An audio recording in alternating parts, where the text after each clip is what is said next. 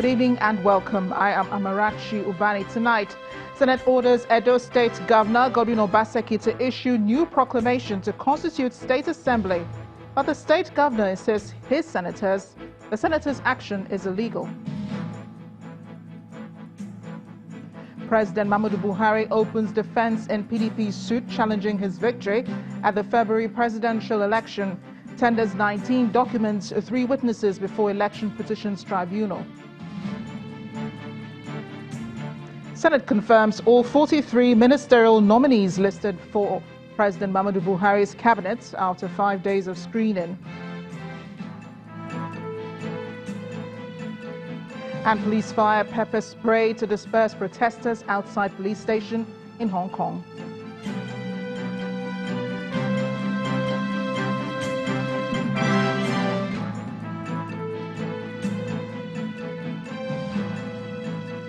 On business news tonight, federal government mandates EFCC and ICPC to go after 20 top debtors on the list of Asset Management Corporation of Nigeria. And on sports news tonight, Caster Semenya's hopes of defending her 800-meter title at the IAAF World Athletics Championships are over after a Swiss judge reversed a ruling to temporarily suspend her ban.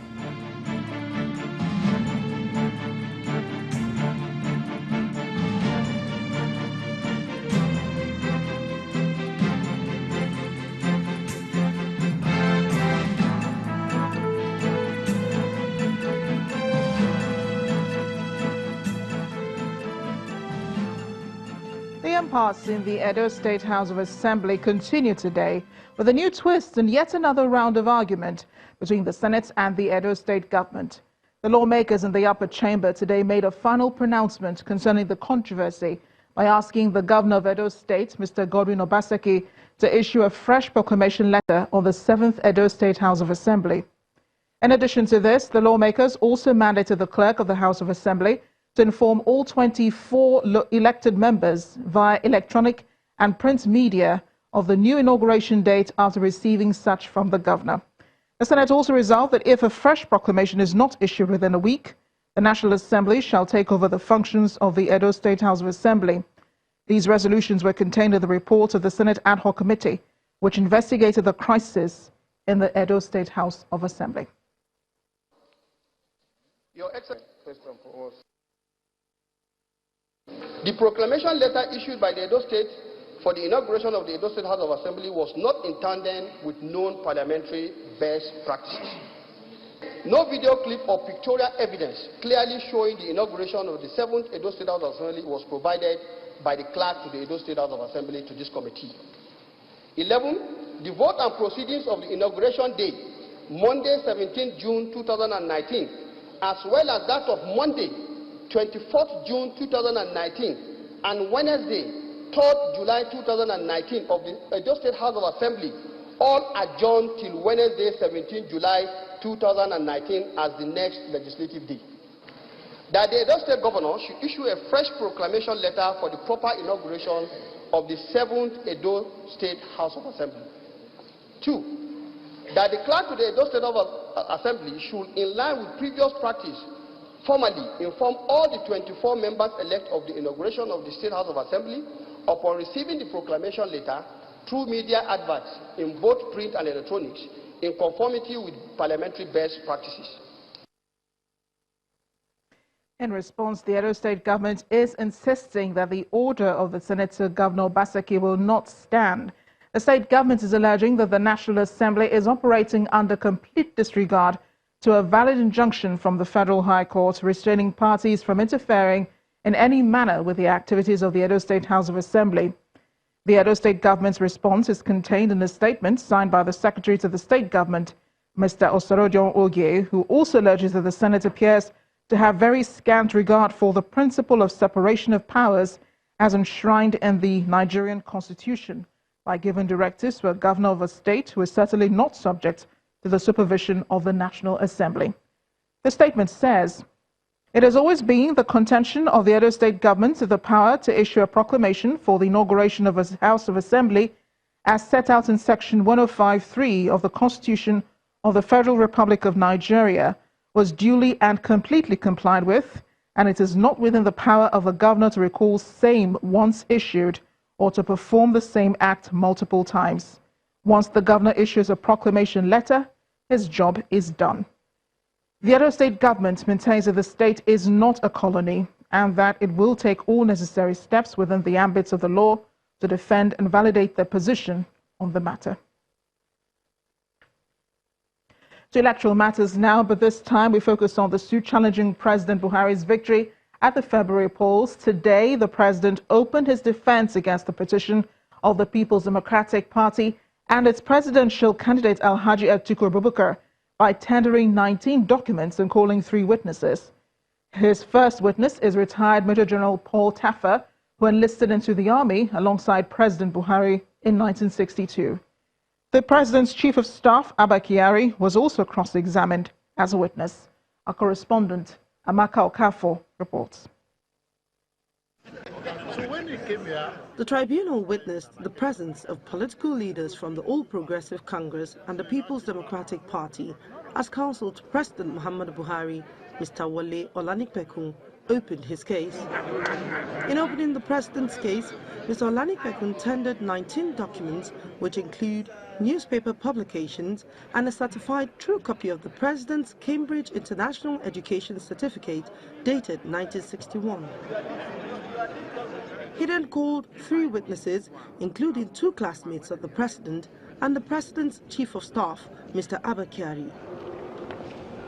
Under cross-examination by the INEC counsel, Mr. Yunus Usman, the president's first witness, retired Major General Paul Taffa, told the tribunal that the Nigerian army never asked them to submit any certificate at the point of enlisting into the Nigerian army. Another witness, Mr. Suleiman May Adua, told the tribunal on the cross-examination by the prosecution counsel, Mr. Livy Uzoku, that the president has 2 certificates. Also under cross-examination by the prosecution counsel, the president's chief of staff, Mr. Abba Kyari, confirmed that he collected the president's Cambridge International Education Certificate on the 19th of July. God is working. Reacting to the proceeding, the PDP counsel says the president's witnesses are proving their case. Let's start with the evidence of their own witness, General Taffa, who was a classmate of President Buhari and who in very clear and unequivocal language said that he and the president never, contrary to the president's case, never submitted any certificates to the military, confirming the stand of the military. However, the counsel to INEC, Mr. Yunus Usman, thinks otherwise. With the Cambridge certificate he presented, exhibit PR28. Did you not see it? Was it not read? He had 5 credits. This is the person you say that no certificate. He tendered the certificate from Cambridge.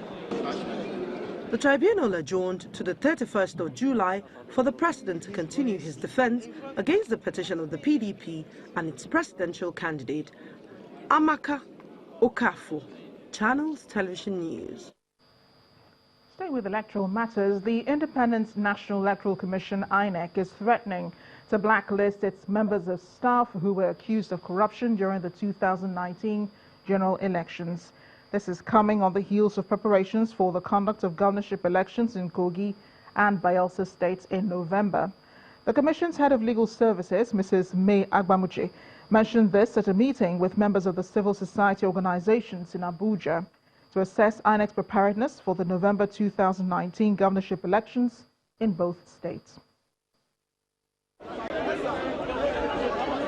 Drawing from the lessons of the 2019 general elections, a coalition of civil society organizations in Abuja are asking the Independent National Electoral Commission, INEC, to tighten all the loose ends identified during the exercise before going into the Kogi and Bayelsa state elections. But we also know that there were several other... Speaking at 2 separate meetings in Abuja, the groups call on INEC to improve the efficiency of the card reader machines, among other requests. There is need for constitutional and electoral reform, requiring parties to fulfill certain conditions before being on the ballot. the failure of the smart card readers in identified polling units should be interrogated. INEC should take steps to ensure the uniform and firm application of electoral rules across all regions, stakeholders and institutions during elections. In a related development, the Center for Transparency Advocacy is asking political parties to conduct free and fair primaries in order to reduce pre-election litigations. However, INEC insists on blacklisting staff with corruption allegations hanging on them from the 2019 general elections. For us, we would like to see a political class that is better organized and respecting their own internal democracies. Especially now they are inching towards having their party primaries. We want to see a rank-of-free party primaries, not party primaries that will throw up issues at the end of the day, and then you get flag bearers that really are not flag bearers of the party. With the ad hoc staff, one thing you must realize that we're using ad hoc staff from NYSC and universities, but we intend to have blacklist those who have not done very well in the elections. That's what we intend to do. The November 16th governorship elections in Kogi and Bayelsa states will be the first major elections to be conducted by INEC after the 2019 general elections. It no doubt provides the electoral umpire opportunities to improve on those limitations pointed out by observer groups during the general elections. The Senate today completed the process of screening all 43 ministerial nominees presented to it by the President, and all the nominees scaled the hurdle and have been duly confirmed. At the end of the confirmation exercise, the President of the Senate, Ahmed Lawan, asked the ministers to accord the National Assembly the necessary support when it comes to its oversight functions. Our correspondent, Terry Kumi, reports. Those against say nay. The ayes. Ministerial screening day 5. 40 nominees screened, 3 remaining. On the 15th day of February 20... Just before the nominees are called in, Senator Philip Aduda, representing the Federal Capital Territory, raises a point of order over the exclusion of the FCT from the ministerial list, just as he did on the first day of the exercise, only this time with a petition. I wish, therefore, to submit this petition and to also lay the judgment of the Court of Appeal. And they assume that since the federal government did not appeal this judgment, it is deemed that the federal government had agreed that they will appoint somebody from the FCT. Then it's time for the main business of the day, the final lap of the ministerial screening. The first 2 nominees each respond to questions from one lawmaker, as senators plead that they be allowed to take a bow and go. Whether maybe we don't have good representative from the federal government, maybe this time around. But the case of our roads is something very pathetic. Let us have the political will and the desire to move forward. 2, let us forge unity among ourselves and organize ourselves for the challenges ahead. The final nominee to be screened is the former Minister of Information, Lai Mohammed. They call me all sorts of names there. I used to ignore it until one day when my 7-year-old grandson called me and said, "Grandpa, tell me the truth. Why did they call you Lai Mohammed?" And just like in 2015, he is once again asked to bow and go without any question asked.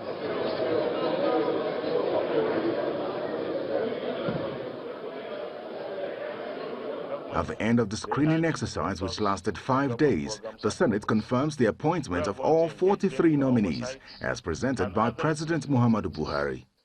What we want to achieve is to have a relationship that is based on mutual respect and truth. Once a minister is invited for oversight or any committee activity, I would advise that such a minister attends to the committee. 20 of the 43 nominees were asked to take a bow and go without being asked a single question by the lawmakers. The Senate has now adjourned till the 24th of September 2019. Terry Ikumi. Channels Television News. In part 2, after the break, family of slain Channels TV core member Precious Owolabi demand national honor for their son. Stay with us.